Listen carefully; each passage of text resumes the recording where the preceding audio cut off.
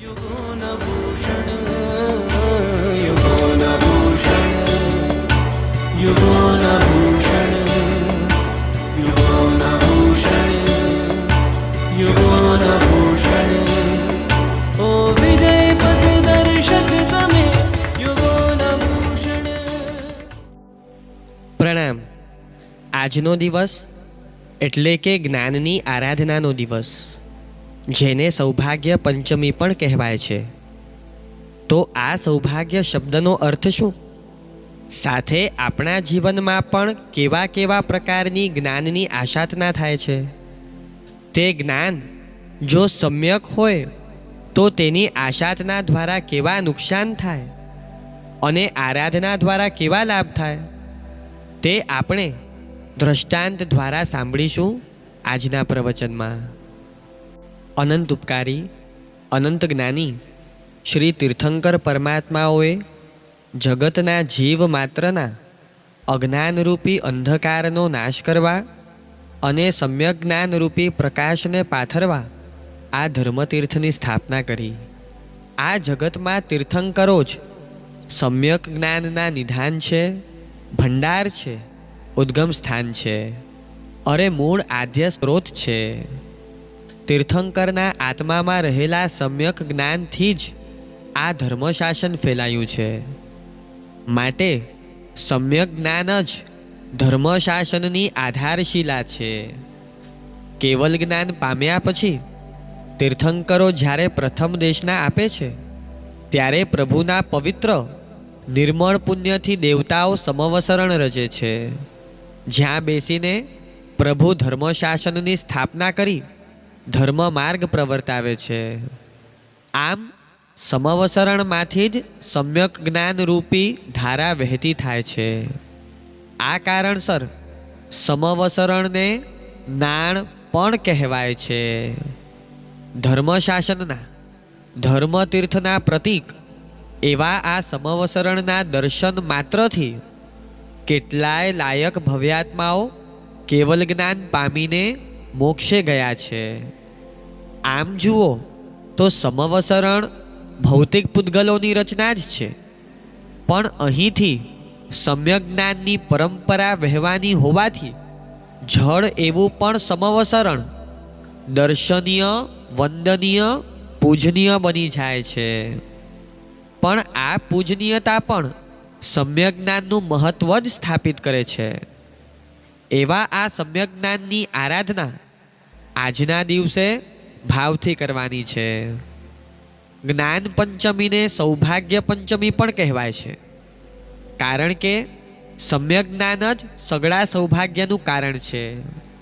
જ્યારે મિથ્યા જ્ઞાનથી દુર્ભાગ્ય નામ કર્મ બંધાય, સમ્યક જ્ઞાન જેનામાં પ્રગટ્યું તે નિયમા સૌભાગ્યને ધારણ કરશે અને જન્મો જન્મ તેનું સૌભાગ્ય વધશે। આમ સમ્યક જ્ઞાન અને સૌભાગ્ય વચ્ચે તાણાવાણાનો મેળ છે। આત્મામાં સૌભાગ્યને ખીલાવનારું સમ્યક જ્ઞાન છે, તેવો પરસ્પર કાર્યકારણ ભાવ બતાવવા આ પર્વને સૌભાગ્ય પંચમી પણ કહ્યું છે। સૌભાગ્ય શબ્દ શાસ્ત્રીય છે, પણ તમે સૌભાગ્યનો અર્થ શું કરો?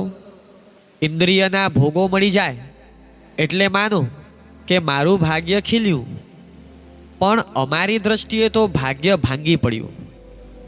ખાલી પાપ કરવા મનગમતા સાધનો મળે અને તેને ભાગ્ય માનો તો તમારી બુદ્ધિમાં ધૂળ પડી।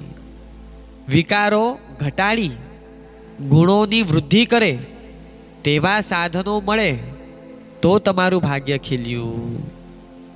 સૌભાગ્ય પંચમી શબ્દના અર્થને પકડો તો જીવન દિશા પલટાઈ જાય। સમ્યક જ્ઞાનની પ્રાપ્તિમાં જ જીવનની ખરી સફળતા છે, કારણ કે તમામ પુરુષાર્થનો મેઇન ડ્રાઇવિંગ ફોર્સ, પ્રેરક બળ જ જ્ઞાન છે। અને તે જ સાચું નહીં હોય તો સાચી પ્રેરણા કોણ આપશે? સાચી દિશા કોણ બતાડશે? ઉલટું આવું જ્ઞાન ખોટી દિશામાં લઈ જશે। માટે સાચો પુરુષાર્થ કરવો હોય, જીવનમાં લાભકારી ફળ મેળવવા હોય, તો પહેલાં જ્ઞાનને સાચું તો બનાવવું જ પડશે.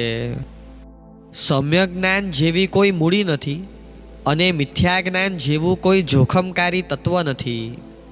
સમ્યક જ્ઞાન પ્રાપ્ત થતાં જ તમારા વિચારોમાં જેટલા ગોટાળા છે, ઊંધા ચત્તા વિકલ્પો છે, તે બધા જ આપમેળે પરપોટાની જેમ ફૂટી જશે.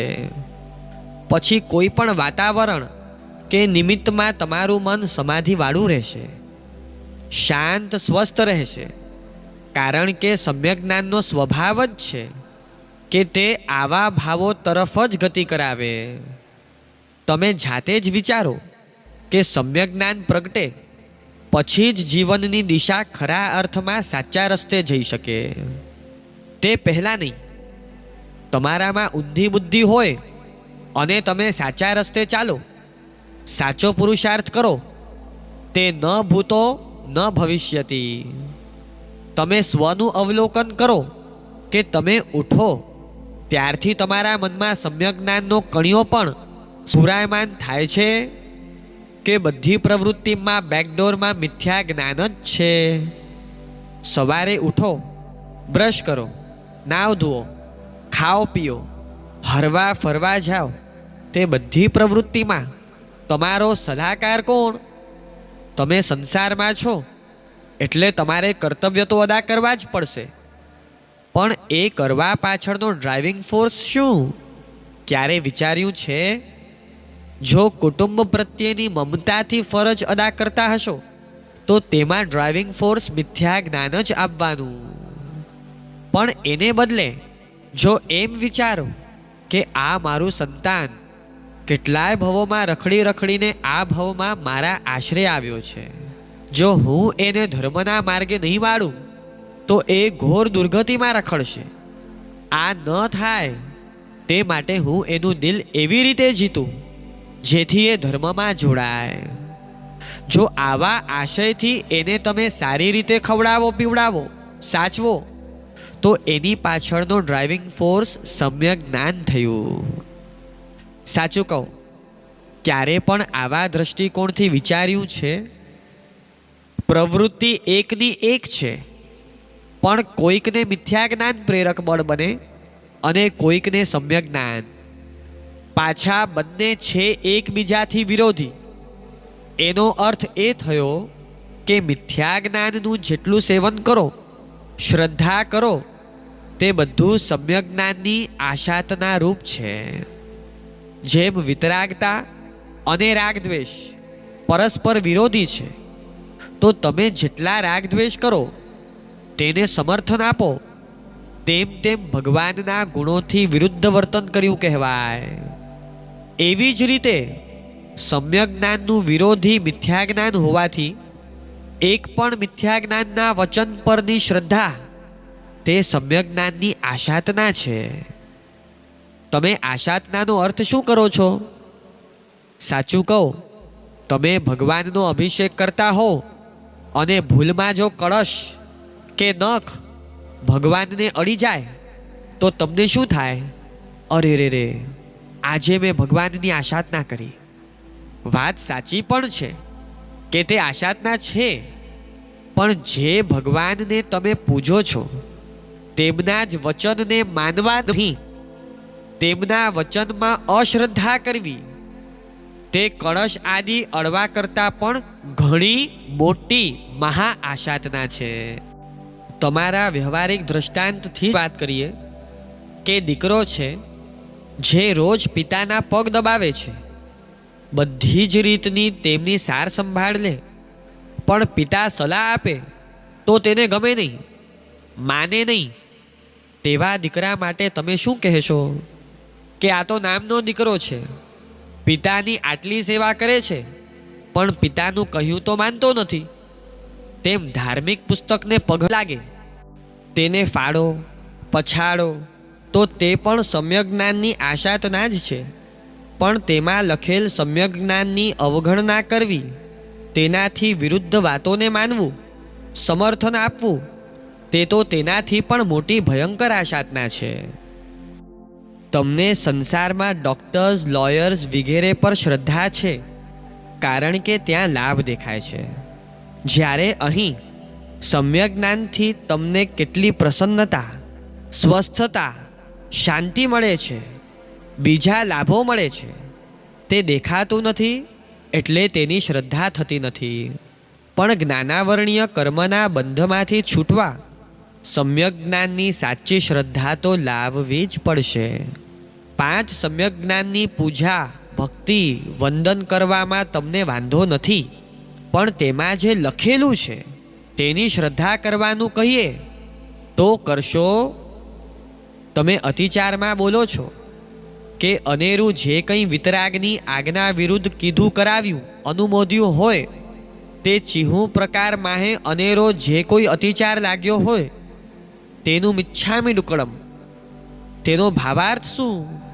જ્ઞાનાચારના અતિચારમાં બોલો કે મતિ જ્ઞાન, શ્રુત જ્ઞાન, અવધિ જ્ઞાન, મનઃપર્યવ જ્ઞાન, કેવલ જ્ઞાનની અસધણા કીધી. અર્થાત 5 જ્ઞાનમાં જે વાત આવે છે તેમાંની એક પણ વાતની શ્રદ્ધા ન કરી, અથવા શ્રદ્ધા કરી પણ આચરણ વિપરીત કર્યું, તો તે બધાથી સમ્યક જ્ઞાનની આશાતના થવાની. તમારા મનમાં 24 કલાક જ્ઞાનની આશાતના આ જ છે કે તમને સમ્યક જ્ઞાન પર શ્રદ્ધા નથી, અને માટે જ સતત જ્ઞાનાવરણીય કર્મ બંધાય છે. જ્ઞાન પંચમીની સાચી આરાધના કરવી હોય તો એટલું તો નક્કી કરવું જ પડશે કે જેને તમે પગે લાગો છો તેની પહેલાં મનમાં શ્રદ્ધા જોઈએ. મુહપત્તિના પ્રથમ બોલમાં બોલો છો ને કે સૂત્ર, અર્થ, તત્વ કરી સધું. અર્થાત તીર્થંકર કથિત દ્વાદશાંગી રૂપ સૂત્ર અને તેમાં કહેલા અર્થ તે જ જગતનું પરમ સત્ય છે. તેનાથી વિરુદ્ધની બધી જ વાત ખોટી છે, પણ તમે આ વાત માનવા કે તેની શ્રદ્ધા કરવા થાવ ખરા? શ્રદ્ધા તે કંઈ નાની સૂની વસ્તુ નથી. સંસારમાં પણ એક શ્રદ્ધા તમારું કેટલું કામ પાર પાડી આપે છે તેનો તમને અનુભવ છે જ. શ્રદ્ધા તે તો વિકાસનો આધારશિલારૂપ પાયો છે. મિથ્યા જ્ઞાનની રુચિ શ્રદ્ધા, આદર, રસ સહિત જેના આચરણથી અને સમ્યક જ્ઞાન પ્રત્યે અરુચિ, અશ્રદ્ધાથી ગાઢ જ્ઞાનાવરણીય કર્મ બંધાય છે. આ સંબંધી માસ્તુસ મુનિનું દ્રષ્ટાંત યાદ કરવા જેવું છે. એમણે જ્ઞાનની આશાતના સામાન્ય કરી છે, છતાં જો આવા ફળ મળ્યા તો મોટી આશાતના કરનારને શું મળશે? માસ્તુસ મુનિ મૂળથી આગલા ભવમાં ધુરંધર વિદ્વાન ધર્માચાર્ય છે. 500 શિષ્યના ગુરુ છે. જ્યાં જાય ત્યાં હજારોની સંખ્યામાં લોકોના હૃદય પરિવર્તન કરે છે. વિચારો, તેમનું સમ્યક જ્ઞાન કેવું, પ્રભાવક શક્તિ કેવી! અત્યારે પણ જેણે પ્રભાવક ધર્માચાર્ય થવું હોય તેણે હજારો શાસ્ત્રો ભણવા પડે. તમને તો એક શાસ્ત્ર પણ ભણવાનું કહીએ તો તાવ ચડે ને. જ્યારે અહીં તો હજારો ગ્રંથો ભણે ત્યારે પ્રભાવક બને. તે કાળમાં જેના જીવનમાં આટલું જ્ઞાન હોય તેણે સમ્યક જ્ઞાનની ઉપાસના કેવી કરી હશે? પણ આવા ધુરંધર આચાર્યને પણ જરાક વિપરીત પરિણામ થતા એવા ગાઢ જ્ઞાનાવરણીય કર્મ બંધાયા કે માસ્તુસ મુનિના ભવમાં એક શબ્દ પણ યાદ નથી રહેતો. તેમના જીવનમાં પ્રસંગ એવો બન્યો કે ભલે તેઓને 500 શિષ્ય છે, છતાં આવા પ્રભાવક ધર્માચાર્યને અવારનવાર પ્રવચન આપવાનું આવે. એટલે એક વખત આચાર્ય ભગવંતને મોટી સભામાં કલાકો સુધી પ્રવચન આપવાનું થયું. શ્રમ તો પડવાનો ને. તમે ક્યારેક સળંગ 1 કલાક પણ બોલ્યા હો તો તમને અનુભવ થયો હશે કે કેટલો થાક લાગે. આધુનિક મેડિકલ સાયન્સ પણ કહે છે કે જે 1 કલાક લેક્ચર આપે તેને 7 માઇલ ચાલવા જેટલો શ્રમ પડે. અહીં મહાત્મા થાકીને લોથપોથ થઈ ગયા, મુકામમાં આવી શ્રમિત થઈને બેઠા. હવે આટલા બધા શિષ્યો અને તે પણ શાસ્ત્ર ભણનાર વિદ્વાન, તો સાહજિક છે કે પ્રશ્ન તો થવાના ઊંડી શંકાઓ થવાની. તમે તો એ રીતે ઊંડાણથી શાસ્ત્ર ભણતા નથી, મંથન કરતા નથી કે તમને પ્રશ્નો ઉઠે. પણ કદાચ પ્રશ્ન ઉઠે તો તમે જવાબ મેળવવા માટે કોની પાસે જાઓ? તમારાથી જે વધારે ભણેલા હશે તેની પાસે જ જવાના ને. તેમ શિષ્યોને પણ શાસ્ત્રનું પારાયણ કરતા પ્રશ્ન થાય છે અને સમાધાન માટે ગુરુ પાસે આવે છે. આમ તો શિષ્યો વિનયી છે, છતાં ઉપયોગ ન રહ્યો કે ગુરુ મહારાજ થાકીને આવ્યા છે તો અત્યારે ન પૂછીએ. એટલે એક શિષ્યએ આવીને પ્રશ્ન પૂછ્યો. આચાર્ય ભગવંતે સૌમ્યતાથી જવાબ આપી શિષ્યને સંતુષ્ટ કર્યો. તે પૂરું થયું ત્યાં તો બીજો શિષ્ય આવ્યો, પછી ત્રીજો, ચોથો, તેમ એક પછી એક શિષ્યોની લાઈન ચાલુ થઈ. તમે પણ શું કરો? મહાત્મા 3 કલાક વ્યાખ્યાન આપીને આવે તો આમ તો એવા કોઈ ગંભીર તાત્વિક પ્રશ્નો તમારા હોતા નથી, પણ મહારાજ સાહેબ પચકાણ, મહારાજ સાહેબ માંગલિક એમ બોલતા બોલતા દોડીને આવો ને. ત્યારે વિચાર પણ ન કરો કે મહાત્મા શ્રમિત થયા હશે. આ બધી આશાતના છે. જ્યારે અહીં તો શિષ્ય પોતે શાસ્ત્રના જાણકાર છે અને જાણકારના પ્રશ્નોના જવાબ આપવા, એટલે સતત ચર્ચાઓ ચાલે. માટે આચાર્ય ભગવંતને સતત શ્રમ ચાલુ ને ચાલુ રહ્યો. એક પછી એક બધાને જવાબ આપ્યા. આરામ ન કરી શક્યા, માટે એકદમ શ્રમિત થઈ ગયા. તે જ વખતે યોગાનુયોગ તેમના ભાઈ, જેમણે પણ દીક્ષા લીધી હતી, તેમના તરફ આચાર્યની નજર પડી. તેઓ આમના જેટલા વિદ્વાન ન હોવાથી કોઈ તેમને પ્રશ્ન પૂછવા નથી જતા. આરામ કરી રહેલા ભાઈ મહારાજને જોઈ આચાર્ય ભગવંતને વિચાર આવ્યો કે મારો ભાઈ કેવો મજેથી સૂઈ ગયો છે. તે શાંતિથી ખાઈ પી સૂઈ શકે છે કોઈ ચિંતા? હું ભણ્યો એટલે રોજ બધા પૂછવા આવે છે અને તે કારણસર મને થાક લાગે છે. એના કરતાં ભણ્યો જ ન હોત તો કોઈ પૂછવા જ ન આવત. શાસ્ત્રમાં મૂરખના 8 ગુણ બતાવ્યા છે. જેમ કે તેને ખાધેલું તરત પચે, ઊંઘ સારી આવે, આરામ સારામાં સારો થાય વગેરે. તે 8 ગુણો આચાર્યને યાદ આવ્યા. તેમને થયું કે હું ભણ્યો માટે કોઈ શાંતિથી બેસવા નથી દેતું ને, તો હવે જવાબ આપવાના બંધ કરું અને મૌન ધારણ કરી મારી આરાધના સાધના કરું. આમ વિચારી મૌન ધારણ કરી તેમણે અનશન સ્વીકાર્યું. આ રીતે આચાર્ય પોતાના જ્ઞાનાભ્યાસનો અફસોસ કરવા લાગ્યા. પણ અહીં એક વાત સ્પષ્ટ રીતે યાદ રાખવા જેવી છે કે આમ પાછો તેમને આરાધનાનો ભાવ એટલો હતો કે અનશન કર્યું. મેં ક્યાં ચારિત્ર લીધું, અહીં ક્યાં આવ્યો, આ બધાને છોડું તેવા કોઈ ભાવ નથી. ખાલી સમ્યક જ્ઞાન પ્રત્યેનો કંટાળો અને ઉદ્વેગના કારણે મૌન ધારણ કર્યું. અને તેનાથી પણ ગાઢ જ્ઞાનાવરણીય કર્મ એવું બંધાયું કે માસ્તુષ મુનિના ભવમાં ભલે તેમને સમ્યક ચારિત્ર મળ્યું, દેવ ગુરુ ધર્મ મળ્યા, પણ સાથે જ્ઞાનાવરણીય કર્મ જોરદાર ઉદયમાં આવ્યું કે શાસ્ત્ર ભણી ન શક્યા. મા ઋષ મા તુષ આટલા 2 શબ્દો પણ યાદ નથી રહેતા. તેમણે સમ્યક જ્ઞાનથી વિરુદ્ધ કોઈ પ્રવૃત્તિ કરી જ નથી. ખાલી મૌન ધારણ કર્યું, પણ જ્ઞાનથી થાકીને મૌન ધારણ કર્યું. માટે તેના ફળ રૂપે ગાઢ જ્ઞાનાવરણીય બંધાયું.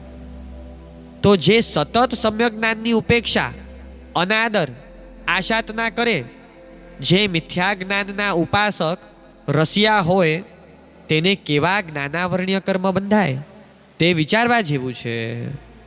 આંખ ઉઘડે, જાગૃતિ લાવે એવું આ દ્રષ્ટાંત છે. સાંભળતા થવું જોઈએ કે આટલી નાની આશાતનાથી જો આવું કર્મ બંધાય તો મારા મનમાં જો મોટી આશાતનાના પરિણામ હશે તો મારું શું થશે? વળી તમારે તો મુશ્કેલી ક્યાં આવશે કે એક તો તમે સમ્યક જ્ઞાન મેળવવા મહેનત કરતા નથી. અરે મહેનત તો છોડો, રસ જ નથી. આ જ કેટલી મોટી આશાતના છે. એ કારણસર જ્ઞાનાવરણીય તો સતત બંધાઈ જ રહ્યું છે, અને આખા દિવસમાં એવા તો કેટલાય ખોટા વિચારો, પરિણામો સહજતાથી થઈ જ જતા હોય, જેનાથી જ્ઞાનાવરણીય બંધાય જ. માટે આમાંથી બચવા માટે માસ્તુષ મુનિનું દ્રષ્ટાંત ઢંઢોળી નાખે તેવું છે. જો સમ્યક જ્ઞાન પ્રત્યેની શ્રદ્ધા, રુચિ, ભક્તિ, પ્રીતિ, બહુમાન, આદર હશે, તેમાં જ પુરુષાર્થ અને તેનું જ આચરણ જીવનમાં હશે, તો જ જ્ઞાનાવરણીય કર્મ સૂતરના તાંતણાની જેમ તૂટવાના ચાલુ થાય. એવું આ સમ્યક જ્ઞાન, જેને જ્ઞાન પંચમી પર્વની ઉપાસનામાં આરાધ્ય તરીકે બતાવ્યું છે, એના ઉપર અનન્ય બહુમાન તો હોવું જ જોઈએ. બહુમાન આવ્યું ક્યારે કહેવાય? જો દુનિયાની ઊંચામાં ઊંચી વસ્તુ તરીકે સમ્યક જ્ઞાન લાગે તો. તમને જેટલી વસ્તુઓ ગમે છે તે બધાનું લિસ્ટ કરો, તેમાં સમ્યક જ્ઞાનનો ક્યાં નંબર લાગશે? મિથ્યા જ્ઞાન તમને મનથી નામંજૂર જ હોવું જોઈએ. સર્વજ્ઞના જ્ઞાનમાં જે સત્ય સ્થાપિત થયું, તેનાથી વિરુદ્ધ આ જગતમાં જે પણ જ્ઞાન છે, જાણકારી છે, પ્રવૃત્તિ છે, વિચારધારા છે, તે બધું ખોટું છે.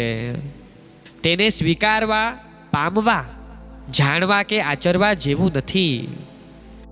આટલું પણ જો તમારા મનમાં બેસે તો જ્ઞાન પંચમીની આરાધના કરતાં કરતાં તમારામાં સમ્યક જ્ઞાનનું બહુમાન આવ્યું એમ કહેવાશે. જ્ઞાન પંચમીની સાચી આરાધના કરવી હોય તો તમામ મિથ્યા જ્ઞાન સાથે તમને વિરોધ હોવો જોઈએ, તેના પર અબહુમાન હોવું જોઈએ. અને આવા જીવો આ જ્ઞાન પંચમીની આરાધના કરશે તેની વેલ્યુ ઘણી છે. બાકી આખી જિંદગી જ્ઞાન પંચમીની આરાધના કરે પણ જેને મિથ્યા જ્ઞાન સાથે વિરોધ નથી, તેની આરાધનાની વેલ્યુ 0 છે. કારણ કે તેવાને તો લક્ષ્ય જ સ્પષ્ટ નથી.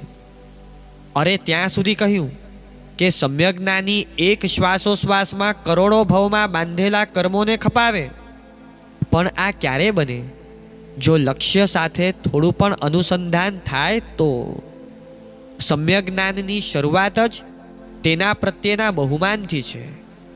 સમ્યક જ્ઞાનના બહુમાન પૂર્વક એક નમસ્કાર કરશો તો પણ તમારો આત્મા તરી જશે, અને મિથ્યા જ્ઞાન સહિતના લાખો કરોડો નમસ્કાર કરશો તો પણ તમારું કલ્યાણ નહીં થાય. આમ મિથ્યા જ્ઞાન પ્રત્યે જેને અરુચિ, અશ્રદ્ધા, અણગમો છે, તેવા જીવો જ સમ્યક જ્ઞાનની આરાધના કરવા માટેના ખરા અધિકારી છે.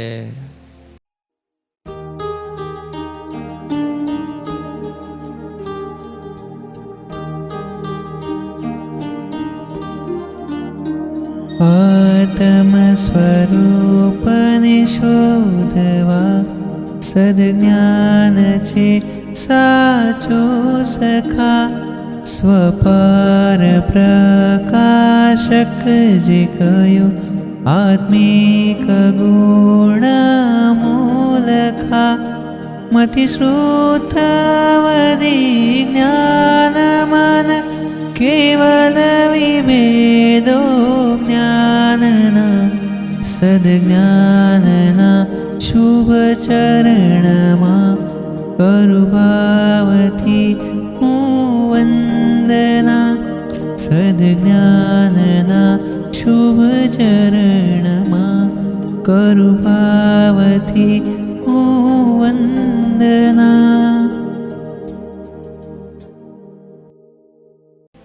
આ રીતે સમ્યક જ્ઞાનની ગુણવત્તાનું વર્ણન કરતા શાસ્ત્રકારો સમ્યક જ્ઞાન અને મિથ્યા જ્ઞાનની એક નવી લાક્ષણિકતા દર્શાવતા કહે છે કે આત્માને ઠારે તે સમ્યક જ્ઞાન અને આત્માને બાળે તે મિથ્યા જ્ઞાન. તમે જેટલી જાણકારી મેળવી તેનાથી જો મનના આવેગો, કુવિકલ્પો, ઉશ્કેરાટ વધ્યા તો સમજવું કે તે મિથ્યા જ્ઞાન છે, અને જો તે ઘટે તો સમજવું કે સમ્યક જ્ઞાન છે. જેમ જેમ સમ્યક જ્ઞાન આવે તેમ તેમ કશાય, સ્વાર્થ વૃત્તિ, વિકાર, વાસના, તૃષ્ણા આપમેળે શમવા લાગે. કારણ કે ઠરવું હોય, પીડાથી મુક્ત થવું હોય, તો આત્માને પીડાદાયક પરિસ્થિતિમાંથી બહાર કાઢે તેવા ભાવોમાં જ જવા જેવું છે તેવું સમ્યજ્ઞાનીને પાકે પાયે ખબર હોય. જે આંતરચેતનાનો ઉઘાડ કરી આપે, યથાર્થ વેદન કરાવે, તે સમ્યક દર્શન અને આત્માના સાચા સુખ તરફ જવાના ઉપાયોની સ્પષ્ટ સમજણ આપે, તે સમ્યક જ્ઞાન. ઇન્દ્રિયના વિષયના સંપર્કથી થતી અનુભૂતિ, જેને માટે તમે ઝૂરો છો, ઝંખો છો, તે જ અનુભૂતિ સમ્યક દ્રષ્ટિને દુઃખરૂપ લાગે, વિકૃત લાગે, તેને તેમાંથી બહાર નીકળવાનું કે દૂર રહેવાનું જ મન થાય. કારણ કે ઇનર સેન્સેશન ખુલી જવાના કારણે તેનો આખો દ્રષ્ટિકોણ ફરી ગયો છે. અને દોષને કઈ રીતે જળમૂળથી ઉખેડવા તેમજ આત્માને વિશુદ્ધ દશા તરફ લઈ જનારો માર્ગ કયો, તેની પ્રાપ્તિના ઉપાય શું વગેરે બાબતો સમ્યક જ્ઞાનના કારણે તેને સ્પષ્ટ દેખાય છે. એટલું જ નહીં, તે માર્ગમાં આવતા અવરોધ, તેની ખૂબી, ખામી બધું જ હવે તેને ક્રિસ્ટલ ક્લિયર સમજાય છે. તેના કારણે તેને કોન્ફિડન્સ હોય કે આ રસ્તે જવાથી જ કલ્યાણ થશે, જેથી સાધનામાં તેનો ઉત્સાહ ક્યારે પણ ઘટે નહીં. બોલો, આવા સમ્યક જ્ઞાનનો સ્વાદ તમારે ચાખવો છે કે જ્ઞાનને દૂર જ રહીને પૂજવું છે? આજે સમ્યક જ્ઞાન ભણવામાં તમને ઉત્સાહ નથી, મહેનત કરવા તમે તૈયાર નથી. સંસારમાં તમે જે મહેનત કરો છો તેના 10મા ભાગની મહેનત જો અહીં કરી હોત તો આજે કેટલું સમ્યક જ્ઞાન પ્રાપ્ત થયું હોત. જીવનના હરેક ક્ષેત્રમાં સમ્યક જ્ઞાન સૌથી વધારે ઉપયોગી છે. ગમે તેવા સંકટમાંથી પાર ઉતારવાની, સમાધિ, સ્વસ્થતા આપવાની, ગમે તેવી મૂંઝવણનો કોયડો ઉકેલ બતાવવાની તાકાત સમ્યક જ્ઞાનમાં છે.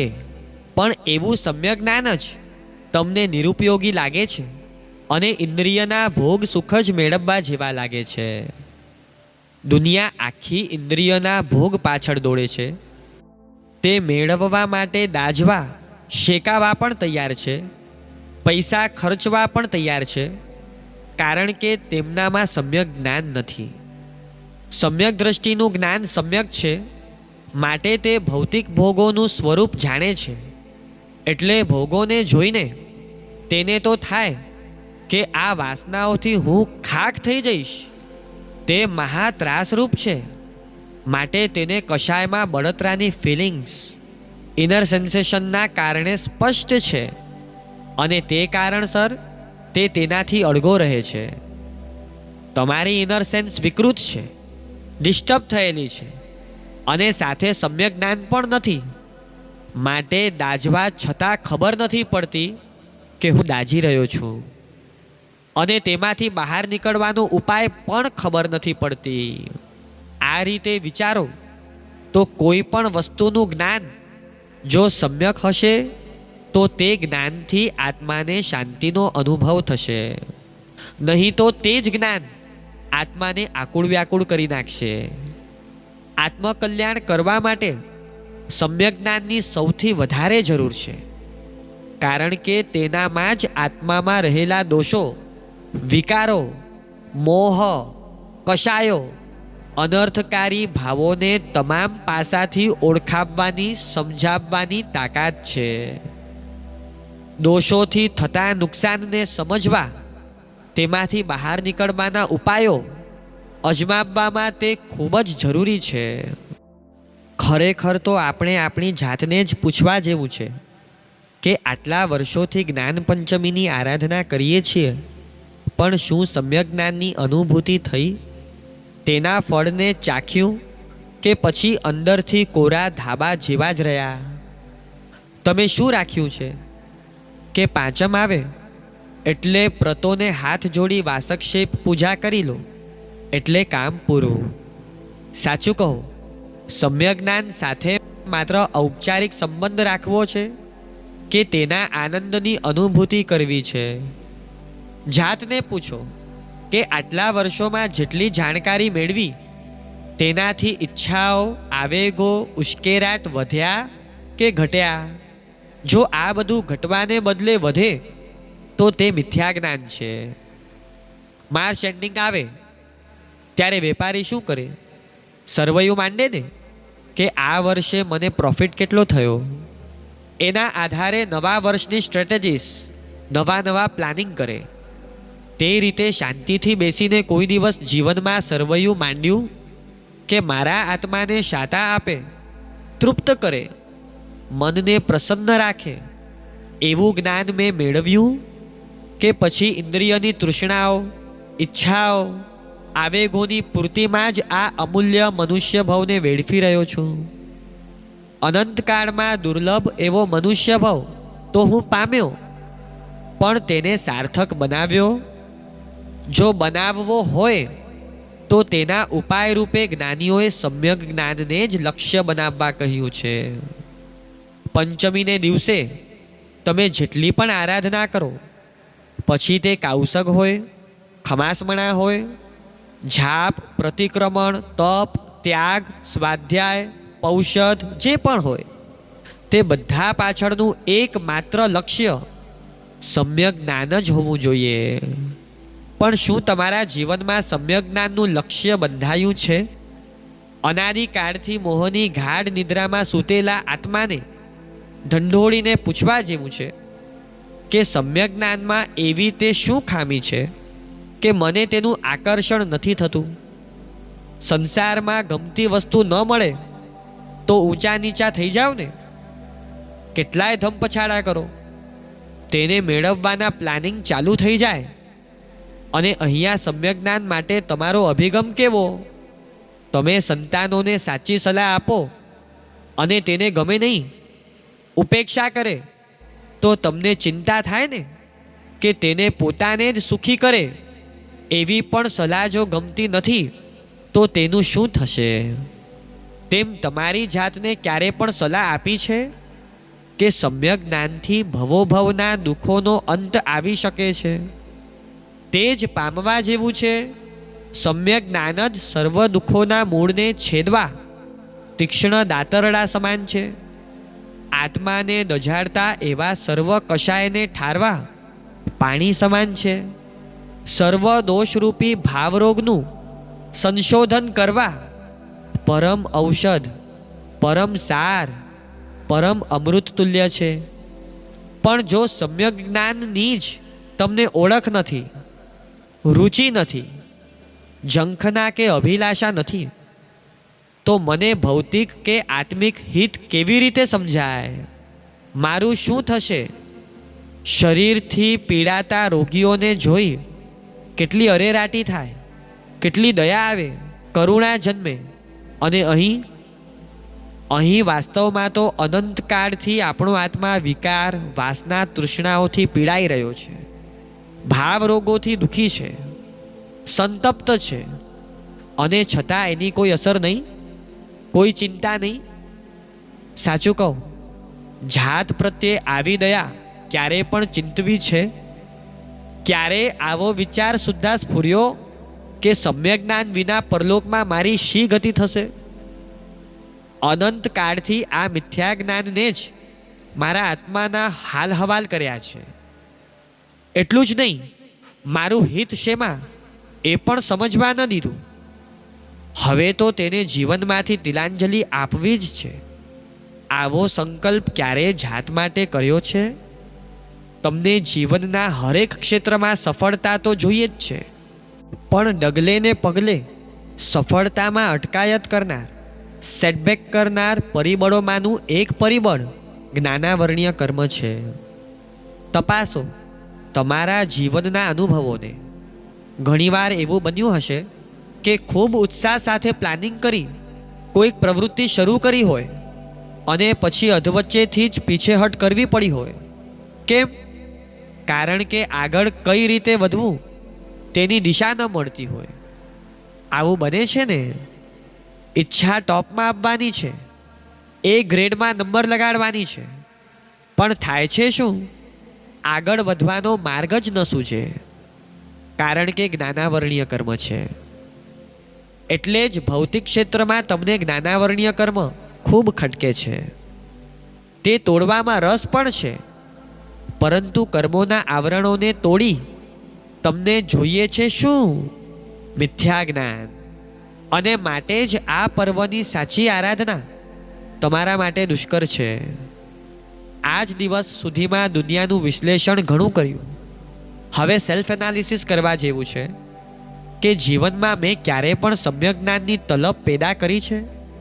ભલે કદાચ તમે ઊંડા શાસ્ત્રો ન ભણી શકો, એક કડી પણ જીવનમાં એવી શીખો કે જે તમને કોઈ પણ સંયોગમાં અંદરથી સાચી પ્રેરણા આપે કે આ તારા માટે અહિતકારી છે, આ જ તારા માટે સુખ શાંતિદાયક છે.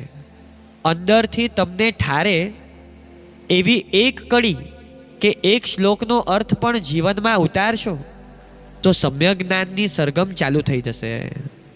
થોથાના થોથા ભણો તો જ સમ્યક જ્ઞાન તેવું નથી. પણ મારું હિત શેમાં? હું શું કરીશ તો સાચા અર્થમાં સુખી થઈશ? તે બતાડનાર સમ્યક જ્ઞાન છે. દાખલા તરીકે માસ્તુસ મુનિને ભલે મા ઋષ મા તુષ આ બે શબ્દો પણ યાદ નથી રહેતા, છતાં ગુરુએ દર્શાવેલો તેનો ભાવ કે રોષ કરવા જેવો નથી અને રાગ કરવા જેવો નથી, તે એવો આત્મસાત કર્યો કે અંતે તે વિશુદ્ધ ભાવના બળથી જ તેમણે કેવલ જ્ઞાન પ્રાપ્ત કર્યું. અહીં પૂજ્ય સાહેબજી માર્મિક વાત કરતા કહે છે કે કોઈ પણ જ્ઞાનનો જો પોતાના કે બીજાના ભલા માટે ઉપયોગ કરવામાં આવે તો તે સમ્યક જ્ઞાન છે, અને અહિત માટે ઉપયોગ કરવામાં આવે તો તે મિથ્યા જ્ઞાન છે. જેમ કે તમે સંગીત કળામાં બહુ નિપુણ હો, ગીત નૃત્યના સારા જાણકાર હો, પણ જો એ સંગીત કળાનો ઉપયોગ તમારા કે બીજાના વાસના વિકાર વધે એ રીતે કરો તો એ મિથ્યા જ્ઞાન થશે અને તેમાંથી અહિતની પરંપરા ચાલશે.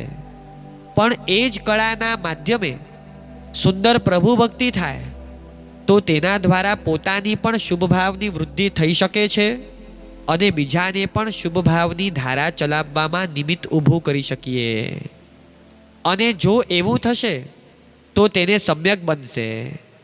સંસારમાં તમારે કદાચ મિથ્યા જ્ઞાન લેવું પડે, તે બની શકે, પણ તેને સમ્યક જ્ઞાન કેવી રીતે બનાવવું તેની ટેકનિક કળા જૈન ધર્મ શીખવે છે.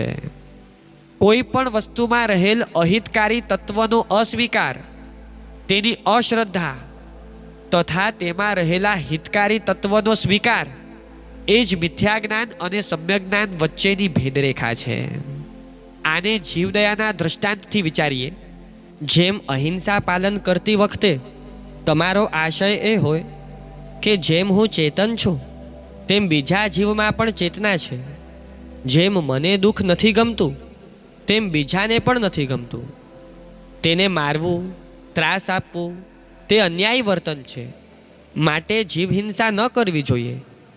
આ રીતે બીજાને શાતા આપવાના ભાવ સાથે જયણા પાડો તો તે પ્રવૃત્તિ સમ્યક જ્ઞાનથી પ્રેરિત થઈ તેમ કહેવાય. એને બદલે જો એમ વિચારો કે જીવદયાથી વિઘ્નો ટળે, મનોરથ પૂરા થાય, જીવ છોડાવીએ તો પુણ્ય બંધાય અને ભવાંતરમાં સારી ગતિ ભૌતિક અનુકૂળતા મળશે, તો તમારી અશુભ ઈચ્છાઓ વધવાના કારણે તે મિથ્યા જ્ઞાન થયું. ભગવાને જે અનુષ્ઠાન જે ઉદ્દેશથી કરવાના કહ્યા તેનાથી ઠીક ઊંધા ઉદ્દેશથી કરવાનું મન થાય તો તે તમારી ખામી છે, મિથ્યા જ્ઞાન છે. જેમ દીકરો બાપનું કહેલું ન કરે તે બની શકે, પણ ઠીક ઊંધું કરે તેવાને તો વક્ર જ કહેવાય ને. તેમ તમે તીર્થંકરની આજ્ઞા મુજબ ન કરો તે બની શકે, પણ મિથ્યા જ્ઞાનને અનુસરી તેનાથી ઊંધું કરવાની શું જરૂર છે? જીવનમાં તમારે વ્યવહારિક જ્ઞાન મેળવવું પડે તેમ છે. તમારી નબળાઈને કારણે વ્યવહારિક જ્ઞાનને મિથ્યા જ્ઞાનને છોડી નથી શકતા, પણ મનમાં એટલું તો હોવું જ જોઈએ કે મિથ્યા જ્ઞાન માટેની મહેનત તે ફોકટની મહેનત છે, સમ્યક જ્ઞાન જ મેળવવા જેવું છે. અને તે મળી ગયું એટલે બસ પછી તો તેને જ એન્જોય કરવું છે. દુનિયા ભૂલી તેમાં જ તરબોળ થવું છે, તલ્લીન થવું છે. આવું લક્ષ્ય જેને બંધાઈ ગયું તેને જ્ઞાન પંચમી ફળી. તે મોક્ષ જવાનો જ, તેના આત્માનો ઉદ્ધાર નક્કી. પણ સમ્યક જ્ઞાનનું પ્રણિધાન કરવું તે જ અતિ દુર્લભ છે. અનંતકાળમાં આવું પ્રણિધાન કરેલું નથી. જેમણે સમ્યક જ્ઞાનને લક્ષ્ય બનાવ્યું તે જીવને આત્મિક ગુણની ખરી પરખ થઈ ગઈ. સમ્યક જ્ઞાનનું મહાત્મ્ય અને મિથ્યા જ્ઞાનની જોખમકારિતાનું વર્ણન સાંભળીને હવે તો દ્રઢ સંકલ્પ થવો જ જોઈએ કે સમ્યક જ્ઞાનનો આસ્વાદ લઈને જ પરલોકે જવું છે. તમે સૌ સંકલ્પબદ્ધ થઈને જ્ઞાન પંચમીની સુંદર આરાધના કરી શીઘ્ર શાશ્વત સુખને પામો એવી શુભમંગલ કામના. પરમ પૂજ્ય ગચ્છાધિપતિ યુગભૂષણ સુરીશ્વરજી મહારાજ સાહેબના આવા અનેક પ્રકારના લાઈફ એનરિચિંગ કન્ટેન્ટને જાણવા, સાંભળવા સ્ટે કનેક્ટેડ વિથ જ્યોત અને જ્યોત સાથે કનેક્ટેડ રહેવા ડાઉનલોડ એપ જ્યોત and gate closure to the truth.